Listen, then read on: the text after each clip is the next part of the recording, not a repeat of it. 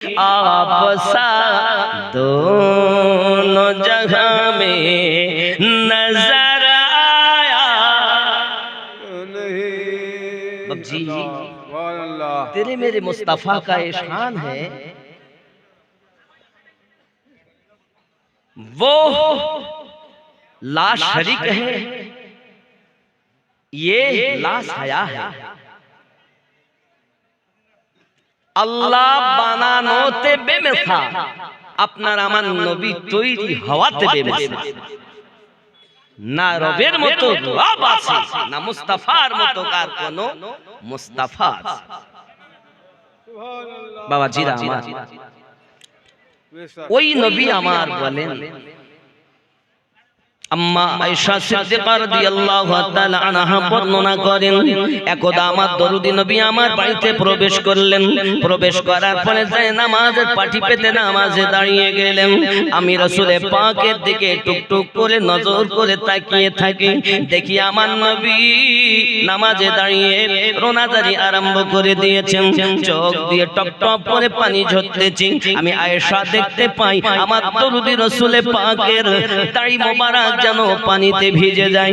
আমি আয়েশা বুঝতে পারি না কেন এত দয়াল আমার কান্না করতেছেন। হয়তো আল্লাহ পাক কোন ওহী অবতীর্ণ করেছেন, নইলে বুঝি আমার নবী পাক কোন ব্যথায় উম্মতের ব্যথিত হয়েছেন, এই জন্য বুঝি কান্না করতেছেন। হযরত আম্মা আয়েশা রাদিয়াল্লাহু তাআলা আনহা বলেন, যখন আপনার আমি দেখতে পেলাম উনি কিয়ামে এমনি করে কান্না করলেন, কিয়াম থেকে উনি যখন রুকুতে চলে গেলেন তবু কান্না বন্ধ হয় না, আর যেন আমার দয়াল কান্না করতেছেন। আমি আয়েশা বুঝতে পারি না কেন এত দয়াল আমার কান্না করতেছেন। আবার রুকু থেকে যখন উঠেছেন সিজদাতে চলে গেছেন, সাজদা মোবারকায় গিয়ে উনি আবার আরো যেন বেশি কান্না করতেছেন।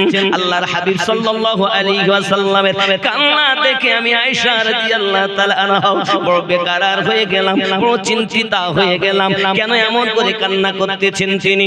নামাজ শেষ হয়ে যাওয়ার পর আম্মা জান আয়েশা রাদিয়াল্লাহু তাআলা বলছেন, ফিদাকা আবি উম্মিহি ইয়া রাসূলুল্লাহ সাল্লাল্লাহু আলাইহি ওয়াসাল্লাম, আপনি দয়া করে বলুন কেন এত আপনি কান্না করতেছেন। আমার পিতামাতা আপনার কদমে কুরবান হয়ে যাক, হুজুর আপনি এত নামাজের ভিতরে কান্না করেন কেন? নবী আমার বলেন, আয়েশা আমি কি আল্লাহ পাকের শুকরগুজার বান্দা হব না? আমি রাসূলের পাকের নামাজের হালাত দেখে আমার উম্মত শিক্ষা গ্রহণ করবে। আল্লাহ যুবকরা আমার রাসূলের পাকের নামাজের হালাত হলো এমন, আর আমাদের নামাজ হলো এমন, চট করে যাই ফট করে বাড়ি আসি। ভাই আমার ছেলে বাড়িতে লোক এসেছে, মেহমান এসেছে, জিজ্ঞাসা করে আমিনুদ্দিন ভাই কই? বাজারে গেছে, আসবে কখন বলতে পারবো না। আবার একবার এসে আমিনুদ্দিন ভাই কই? তাহলে মসজিদে গেছে, কখন আসবে? 15 মিনিট বসেন, ইউ গায়া ইউ আয়া।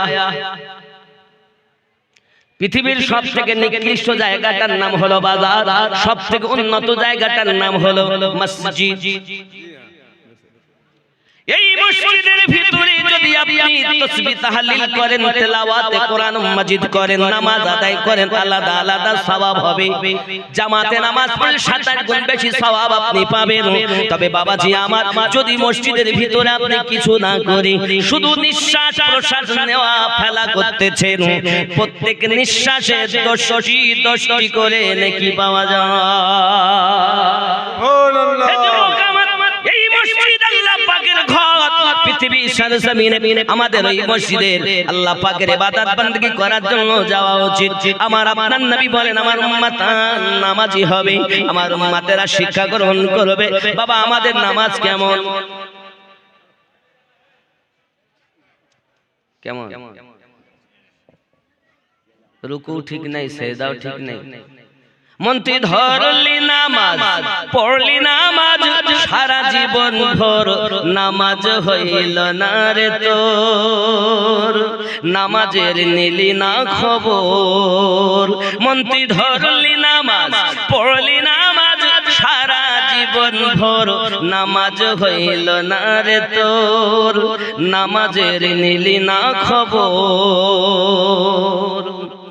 মসজিদেতে আজান দিলে সবার আগে যাও, মসজিদেতে আজান দিলে সবার আগে যাও, মসজিদ থেকে বাইরে এসে সুদের টাকা খাও। নামাজ হইল না রে তোর, নামাজের নিলি না খবর। মন্ত্রী ধরলি নামাজ, পড়লি নামাজ সারা জীবন ভোর। নামাজ হইল না রে তোর, নামাজের নিলি না খবর। দাড়ি টুপি হাব্বা জুব্বা সবই তোমার সাদা, পায়জামা পাঞ্জাবি টুপি সবই তোমার সাদা। মনের ভিতর তিল পরিমাণ থাকলে তোমার কাদা। নামাজ হইল না রে তোর, নামাজের নিলি না খবর। গন্তি ধরলি নামাজ, পড়লি নামাজ সারা জীবন ভোর।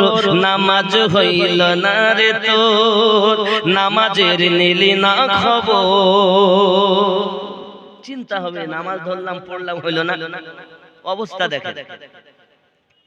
এ নামাজের ভিতরে তোমায় মশায় কামড় দিলে, নামাজের ভিতরে তোমায় মশায় কামড় দিলে, মশা তুমি আগে মারো রুকু সেজদা ফেলে।